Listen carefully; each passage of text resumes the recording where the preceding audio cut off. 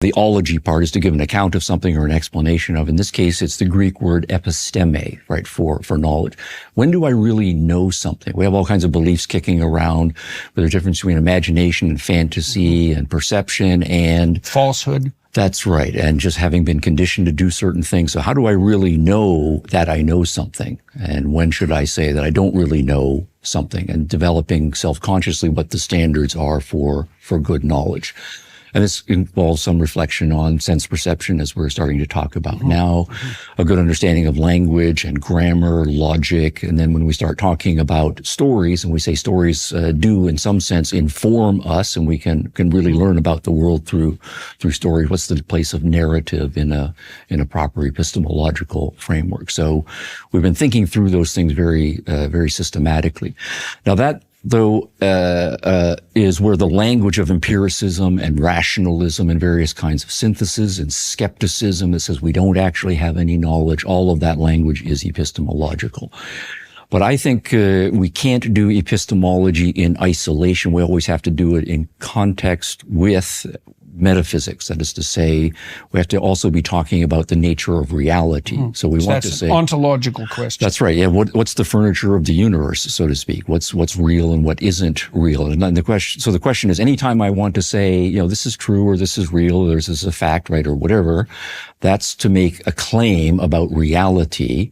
And then the follow-up claim always is, well, how do you know that? So you're making the claim, but you're also making a justificatory claim. So reality, and then broadly speaking, when we try to say things about what's true about reality as a whole, then we are doing metaphysics. The special sciences say we're studying physics or chemistry or biology. But if we can step back and say, are, for example, space and time features of the universe as a whole? Is the universe eternal or infinite in various dimensions? Does a God exist or not? Those are all metaphysical questions. So to come back to, and this is just the one more point that I wanted to make, is that all of the things that we talk about, when we start talking about sense perception and forming concepts and grammar and logic and stories and statistics, all of that has to work right from the beginning with doing some philosophy of mind. That is to say, what is this thing that we call the mind? And one of the things that early modern philosophy, now this is 1400s, 1500s, on into the 1600s, was simultaneously struggling with was understanding the human being. And if, for example, you have what was common for many centuries, let's say a dualistic understanding of the human being, that the human being is a body, but also a soul, or a physicality plus a spiritual element, and that these are two very different metaphysical things, right? One is subject to corruption and the other is in principle eternal. And that they have, the different ontological makeups, different agendas, different ultimate destinies. Then on the metaphysics side, how do those two come together? How do they work together? How do they fit together? What's the proper understanding of those two?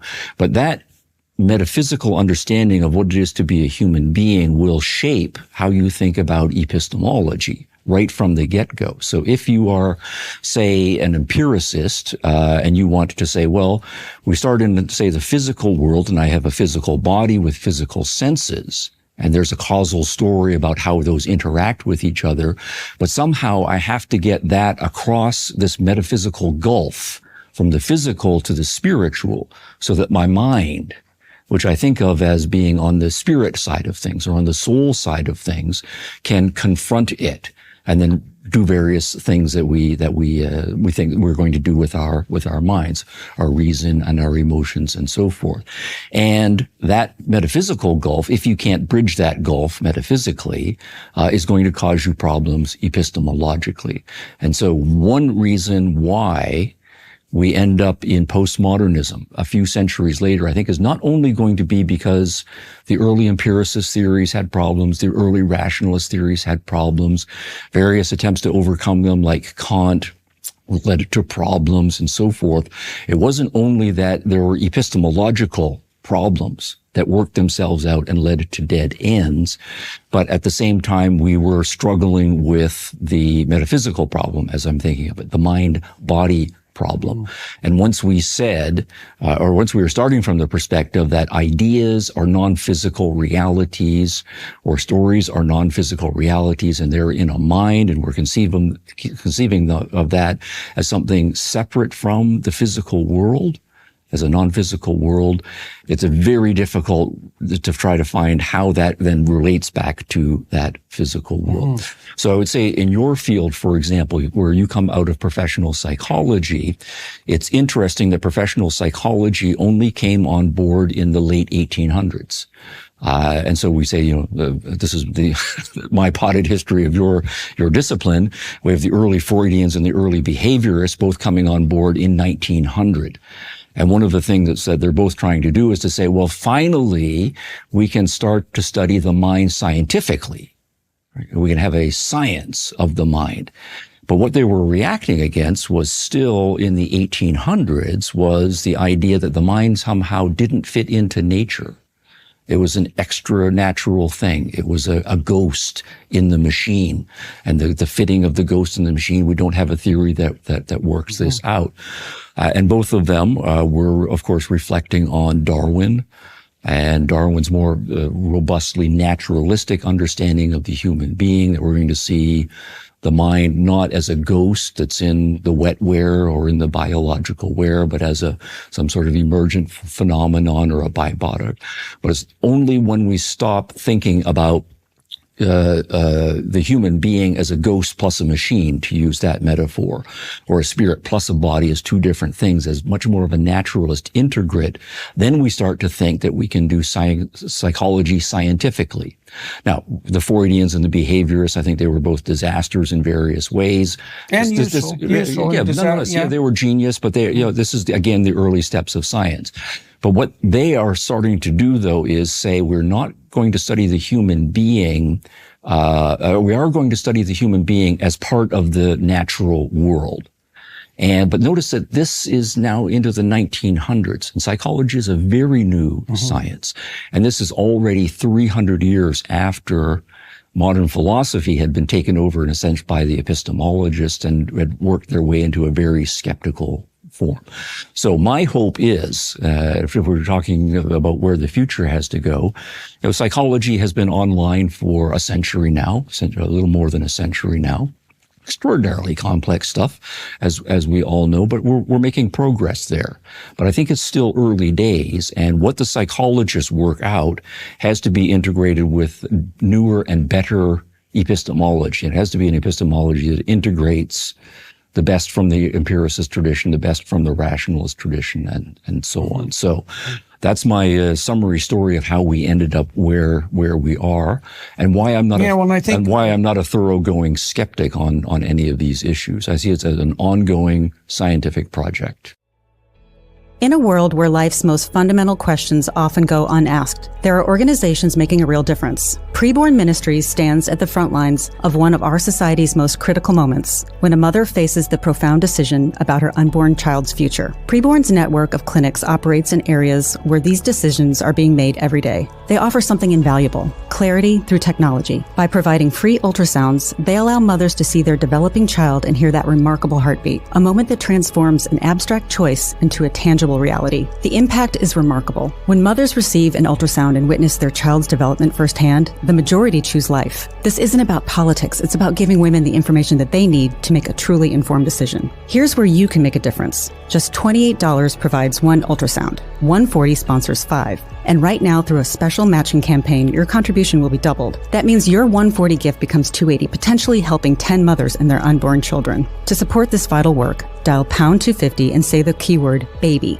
That's pound 250 keyword baby. Or visit preborn.com/Jordan. Preborn maintains a 4-star charity rating, and all gifts are tax deductible. Join us in supporting this crucial work. Visit preborn.com/Jordan today. Well, I think the people that we've brought together on Peterson Academy too are at the forefront of that attempt to integrate. And so that's one of our, you might say, one of our educational themes as we move forward is to continue that investigation. John Vervaeke, I would say, is somebody who's on the forefront of that on the psychological and neuroscience side. So let's go back to your demonstration of primary sensory input, right? Just hitting the table. So I'll outline a neuroscience approach to that. So, you might think that you perceive, and then you evaluate, and then you think, and then you act. And that's like the causal chain. But none of that's exactly correct, because even when you're responding to a primary stimulus like that, so to speak, there's a hierarchy of neurological responses that are operating more or less simultaneously. Now, I'd say more or less because you do have reflexive action. So I think the simplest way to understand this is to assume that what you're detecting as a consequence of the slap that you delivered to the table is a patterned waveform. Okay, so let me just interrupt. Yeah. Are you talking about my experience of Yes. that or your experience Both. of it? Because I came in with a pre-intention in that case. Yeah, And yours was a different passive surprise response. Right. Let's get to that because so exactly. So at one level of analysis, it's the same stimulus, let's say, insofar as it's an isolatable sound that you could record and duplicate with a phone recorder or something like that. But then, as you said, the fact that you come to that experience with different expectations colors it. And so there is a way to think about that. I think the best way to start to understand it is to think about the pattern. So there's a waveform pattern that propagates in the air, which is the delivery system, obviously, for the stimulus. And then there's an auditory pattern. Now, when your nervous system receives that pattern, it doesn't go to one place and then another place and then another place and then another place in a linear progression. There's some of that. But what happens is that the pattern is assessed simultaneously by multiple different levels of the nervous system, right? So the most primary level would be spinal. And there are very few connections between the auditory system and the spinal response system. And so, for example, if I was on edge or uncertain about you or about this circumstance, and you hit the table in that manner unexpectedly, one probable outcome is a startle reflex. And a startle reflex is a variant of a predator response. It's of a response to predation. And it's basically auditory signal onto spinal cord mapping.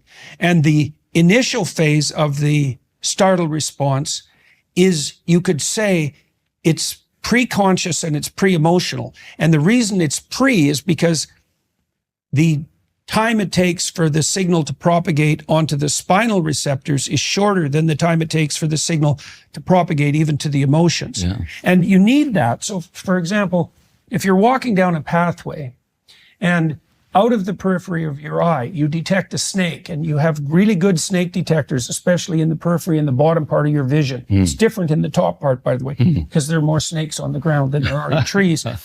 If you take the time to move your eyes, the center of your eyes, so that you can see the snake, and then you evaluate the snake emotionally, by the time you've done that, the snake's already bitten you. It's too long a time.